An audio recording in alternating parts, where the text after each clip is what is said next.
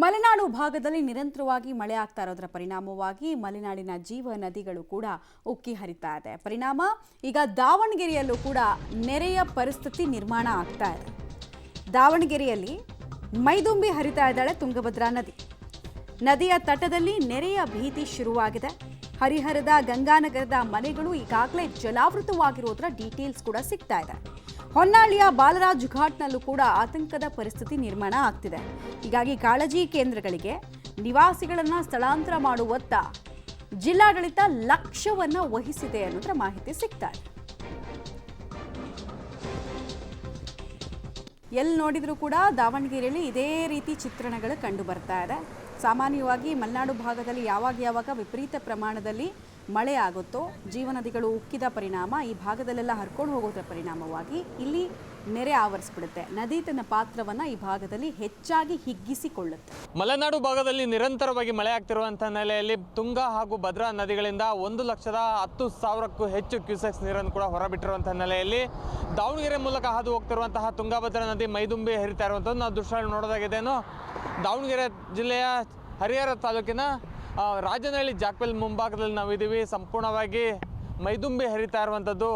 ನದಿ ಪಾತ್ರದಲ್ಲಿರುವಂತಹ ಕೃಷಿ ಪ್ರದೇಶಗಳು ಕೂಡ ಮುಳುಗಡೆ ಆಗಿರುವಂಥದ್ದು. ಈಗಾಗಲೇ ಸಾವಿರಾರು ಹೆಕ್ಟೇರ್ಗಳಷ್ಟು ಕೃಷಿ ಪ್ರದೇಶವು ಕೂಡ ಮುಳುಗಡೆ ಆಗಿದೆ. ಇದರಿಂದಾಗಿ ರೈತರು ಕೂಡ ಸಾಕಷ್ಟು ತೊಂದರೆ ಆಗ್ತಾ ಇದೆ ಅನ್ನುವಂತಹ ಒಂದು ಅಳಲನ್ನು ಕೂಡ ರೈತರು ಮಾಡ್ತಾ ಇರುವಂಥದ್ದು. ಯಾಕಂತೇಳಿದ್ರೆ ಪ್ರತಿ ಬಾರಿ ಮಳೆ ಬಂತು ಅಂತಂದರೆ ಅದರಲ್ಲೂ ತುಂಗಾ ಹಾಗೂ ಭದ್ರಾ ನದಿಯಲ್ಲಿ ನೀರಿನ ಮಟ್ಟ ಹೆಚ್ಚಾಯಿತು ಅಂತ ಅಂದರೆ ನದಿ ಪಾತ್ರದಲ್ಲಿರುವಂತಹ ಕೃಷಿ ಪ್ರದೇಶವು ಕೂಡ ಸಂಪೂರ್ಣವಾಗಿ ಜಲಾವೃತ ಆಗಿದೆ. ನಾವು ದೃಶ್ಯ ನೋಡೋದಾಗಿದ್ದೇನು.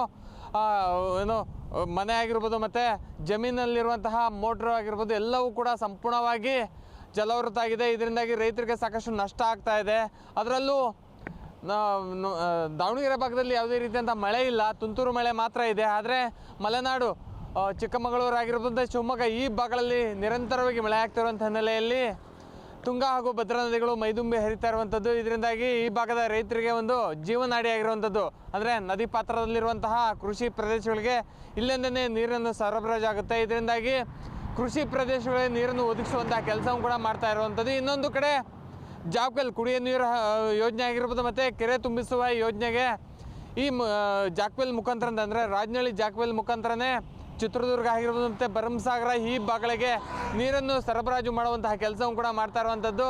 ಸಂಪೂರ್ಣವಾಗಿ ತುಂಗಾ ಭದ್ರಾ ನದಿ ಮೈದುಂಬಿ ಹರಿತಾ ಇರುವಂಥ ಹಿನ್ನೆಲೆಯಲ್ಲಿ ಹೆಚ್ಚಿನ ನೀರನ್ನು ಸರಬರಾಜು ಮಾಡುವಂತಹ ಕೆಲಸವನ್ನು ಕೂಡ ಈಗಾಗಲೇ ಅಧಿಕಾರಿಗಳು ಕೂಡ ಮಾಡ್ತಾ ಇರುವಂಥದ್ದು. ಯಾಕಂತೇಳಿದ್ರೆ ಈ ಮೈದುಂಬಿ ಹರಿತಾ ಇರುವಂಥ ಹಿನ್ನೆಲೆಯಲ್ಲಿ ಹೆಚ್ಚಿನ ನೀರು ಕೂಡ ಪಂಪ್ ಆಗುತ್ತೆ. ಇದರಿಂದಾಗಿ ಪಂಪ್ ಹೌಸಿಂದ ಬೇರೆ ಕಡೆ ಅಂದರೆ 57 ಕೆರೆ ತುಂಬಿಸುವ ಯೋಜನೆ ಇರ್ಬೋದು ಮತ್ತು ಭರಮಸಾಗರ ಕೆರೆ ತುಂಬಿಸುವ ಯೋಜನೆ ಆಗಿರ್ಬೋದು ಎಲ್ಲವೂ ಕೂಡ ಸಂಪೂರ್ಣವಾಗಿ ಚಾಲ್ತಿಯಾಗಿರುವಂಥ ನೆಲೆಯಲ್ಲಿ ರೈತರು ಕೂಡ ಒಂದು ಕಡೆ ಆನಂದ ಕೂಡ ವ್ಯಕ್ತಪಡಿಸ್ತಾ ಇದ್ದಾರೆ. ಇನ್ನೊಂದು ಕಡೆ ನದಿ ಪಾತ್ರದಲ್ಲಿರುವಂತಹ ಕೃಷಿ ಪ್ರದೇಶಗಳು ಮುಳುಗಡೆ ಆಗಿರುವಂಥ ನೆಲೆಯಲ್ಲಿ ಸಾಕಷ್ಟು ರೈತರು ಸಂಕಷ್ಟವನ್ನು ಕೂಡ ಇನ್ನೊಂದು ಕಡೆ ಎದುರಿಸ್ತಾ ಇರುವಂಥದ್ದು. ಅದರಲ್ಲೂ ನದಿ ಪಾತ್ರದಲ್ಲಿರುವಂತಹ ವಸತಿ ಪ್ರದೇಶಗಳು ಕೂಡ ಸಂಪೂರ್ಣವಾಗಿ ಜಲಾವೃತ ಆಗಿದೆ. ಯಾಕಂದರೆ ಈಗಾಗಲೇ ಸ್ಥಳಾಂತರ ಮಾಡುವಂತಹ ಕೆಲಸವೂ ಕೂಡ ಜಿಲ್ಲಾಡಳಿತ ಆಗಿರೋದು ಮತ್ತು ಆಯಾ ತಾಲೂಕು ಆಡಳಿತ ಕೂಡ ಮಾಡ್ತಾ ಇರುವಂಥದ್ದು. ಅದರಲ್ಲೂ ಹರಿಹರದ ತುಂಗಾನಗರ ಆಗಿರ್ಬೋದು ಮತ್ತು ಇನ್ನೊಂದು ಕಡೆ ಹೊನ್ನಳ್ಳಿಯ ಬಾಲರಾಜ್ ಘಾಟ್ ಆಗಿರ್ಬೋದು ಕೆಲವೊಂದು ಮನೆಗಳು ಮುಳುಗಡೆ ಆಗಿರುವಂಥ ಹಿನ್ನೆಲೆಯಲ್ಲಿ ಅವನ್ನು ಸ್ಥಳಾಂತರ ಮಾಡುವಂಥ ಕೆಲಸವೂ ಕೂಡ